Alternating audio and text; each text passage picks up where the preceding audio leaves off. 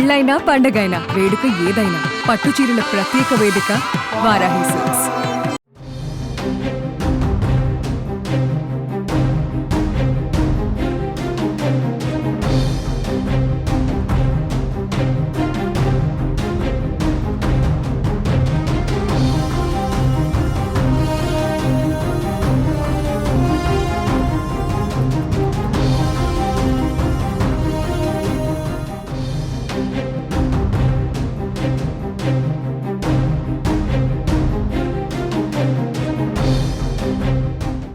Greater Hyderabad పరిధిలో double murder case కలకలం సృష్టించింది.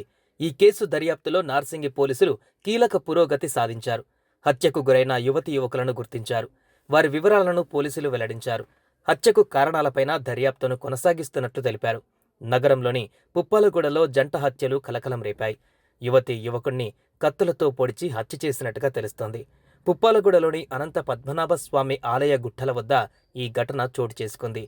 గుట్టల వద్దకు వచ్చిన వారికి మృతదేహాలు కనిపించడంతో పోలీసులకు సమాచారం అందించారు.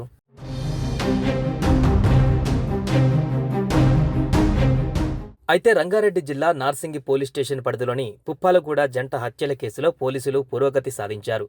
అనంత పద్మనాభ స్వామి ఆలయ గుట్టల వద్ద దారుణ హత్యకు గురైన యువతీ యువకుడిని పోలీసులు గుర్తించారు.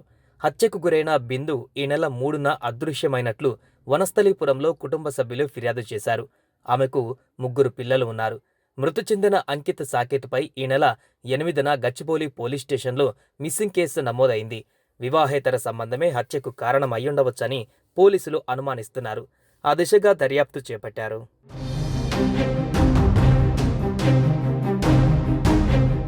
హత్యకు గురైన బిందుకు 3 పిల్లలు ఉన్నారు. వనస్థలీపురంలో భర్తతో నివాసముంటుంది.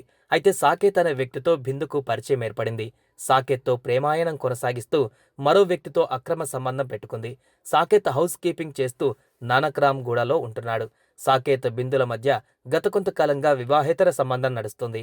జనవరి 11వ తేదీన బిందును ఎల్బీనగర్ నుంచి నానక్రామ్ గూడకు పిలిపించాడు సాకేత్. జనవరి 14వ తేదీన పుప్పలగూడ గుట్టలలో ఏకాంతంగా ఉండగా మరో ప్రేమికుడికి వీరు అడ్డంగా దొరికిపోయారు.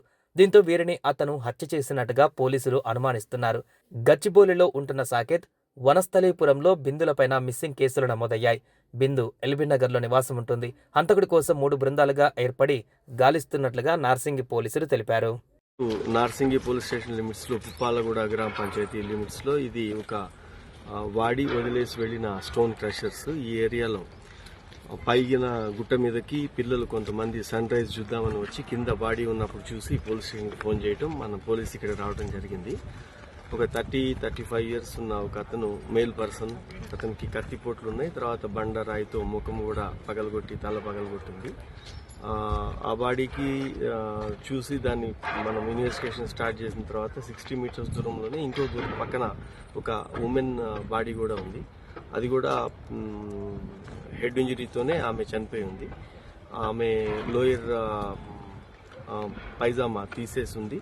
కాబట్టి ఇది ఈ 2 మర్డర్స్ ఒకటే చేస్తుండొచ్చు. బహుశా ఇది లాస్ట్ నైట్ అయింది.